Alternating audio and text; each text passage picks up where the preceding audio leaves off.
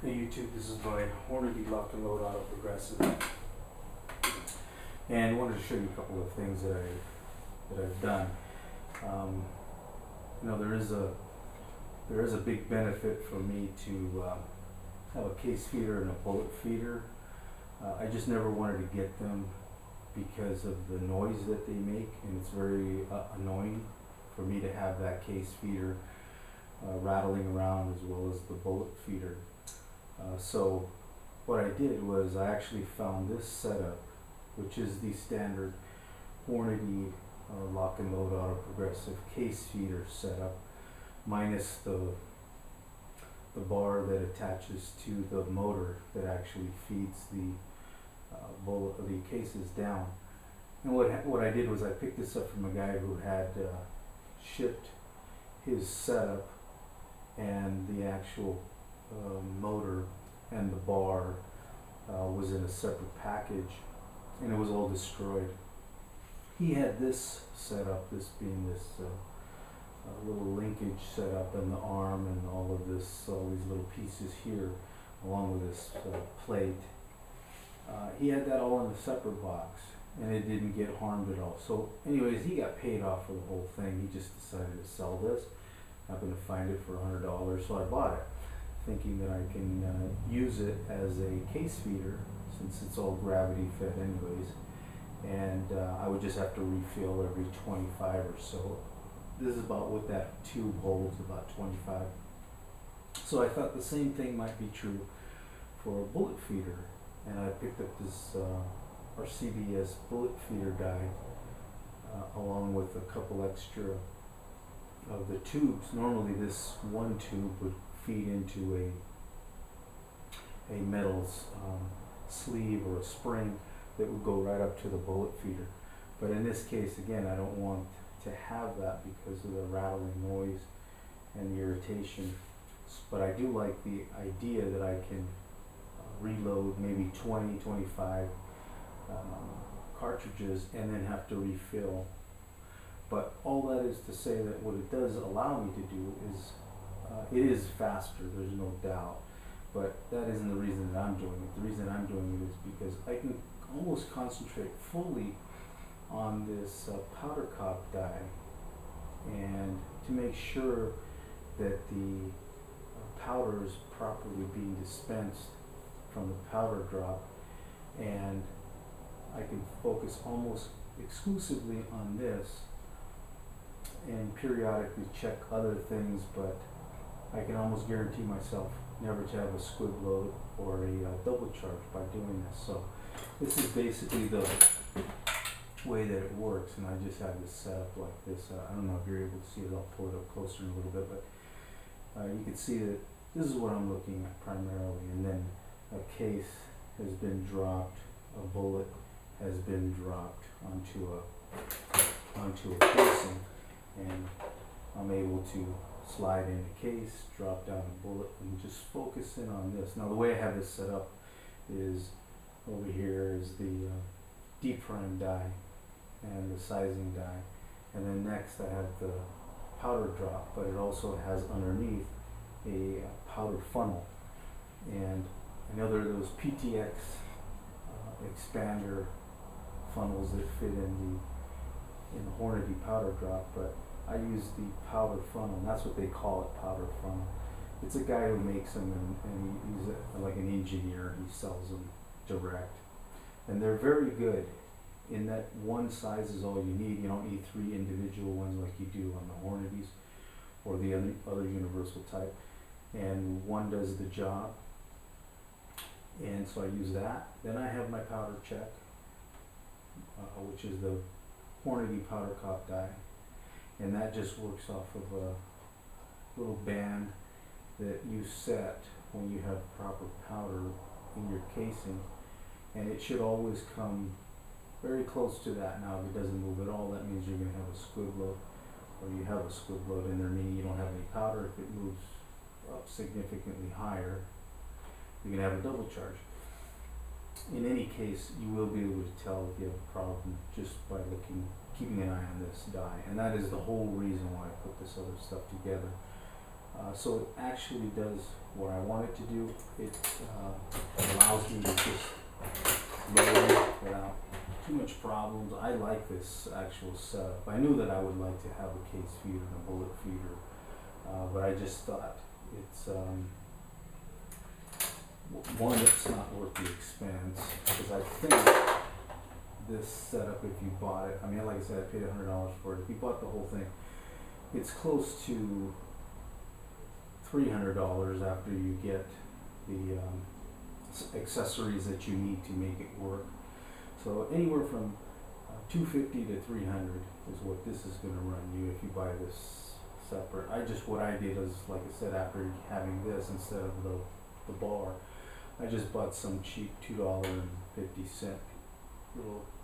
It's like a faux wood look, and it's very easily drillable. So I just tapped into that to where I can hook up some brackets to hold on the necessary components to make up this bullet or the case feeder, and it seems to work fine. I don't have the exact measurements that the actual factory bar would have, but I'm not too concerned about it. It seems to work okay, and I know there have been some other very creative case feeders put on YouTube that, boy, I think you might have to be an engineer to design something as complicated as not this, but some of the ones that I've seen on YouTube, some of them are really outstanding.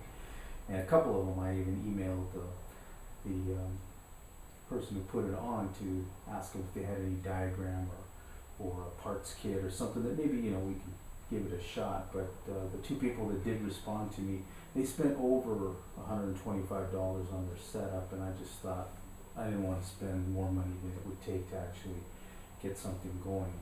So I think $100 is reasonable. This bullet feed die is about $40 or $50, I'm not sure. And these tubes are $2, so they're nothing. But if you wanted to stack these tubes even higher, even this case feeder tube, I guess you can stack them higher and not have so much refilling to do. But like I said, you get about 20-25 cartridges before you have to do any refill. And I think that for me is sufficient. But as you can see, I really don't go very fast. I don't have a mill that I'm running here. I just have cartridges that I'm loading. I'll load 200 or 300 right now, and that's fine for me. And as you can see, these are 45 ACP. These are jacketed hollow points. These are actually old. They're not old bullets. They're brand new, but they're bullets that have been sitting around in new packaging for a long time.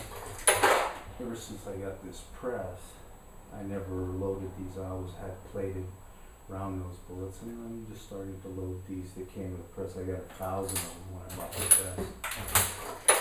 And as you can see, it works fairly well. And you can get a nice rhythm going. And then eventually, like I said, you will come to a point where you need to refill. And at that point, this is gravity fed, so you can see sometimes this will drop, sometimes it doesn't have the weight to constantly drop. So, but other than that, it's pretty simple. Gets you a nice cartridge, and again, it allows me to really focus on the powder drop and the measurement of that powder drop, which is the focal point of what I tried to do for a long time. But it seemed very very confusing sometimes when I would have to put a bullet on a case and then make sure that I would look at this after every pull. This just seems to make it a little bit easier. Just want to show you what I have. Couple things. Sorry about the movement of this, but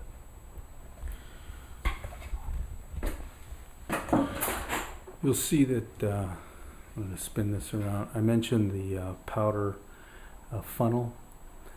That would be this here, and I think that's something that you need if you're going to even attempt to use a powder cob die. And I think you need that because you only have 5 stations here. And if you use the separate crimp die on any of your die sets and this powder cob, you'll need to have a separate, or I'm sorry, you'll need to have this powder funnel or a PTX inside your powder drop so that you can expand at the same time you're dropping a powder charge. The other thing I wanted to show you is this piece here. This is put out by Hornady, and I actually got the idea from some guy on YouTube who made a video of one that he did himself. And what that does is, as you're, see if I can do this, as you're cycling up, dropping powder in, this allows for the precise expanding of your case by pulling these bolts inward or outward. It loosens or expands the amount of bell that you get in the casing. And whether you use a powder funnel or a PTX, it doesn't work as well unless you have this piece here. And I think this piece here now through Hornady only runs maybe $7. But very important to have, I think. If you don't have one, you might be fooling around with this, with your PTX or powder funnel a little bit more, trying to get that precise expansion. So I think it's something that you may want to consider. And while I have the press up, if you notice this piece here, where is it? Down here. This piece here is, if you notice on yours, if you don't have anything here, it tends to indent. By that I mean the base of the primer punch. As it comes down, it tends to indent the base of your press, and it causes a little indentation on the bottom of it. I used to put pennies right here, but pennies are rather soft, and they would get indented too and actually push through, and they would still indent this. So what I did was I picked up some coins, I don't even know where these are from, but they're just any old hard coins or a washer you can use. And then I just put a little JB weld on there to hold it down. And it works real well because this doesn't indent, and it makes the primer,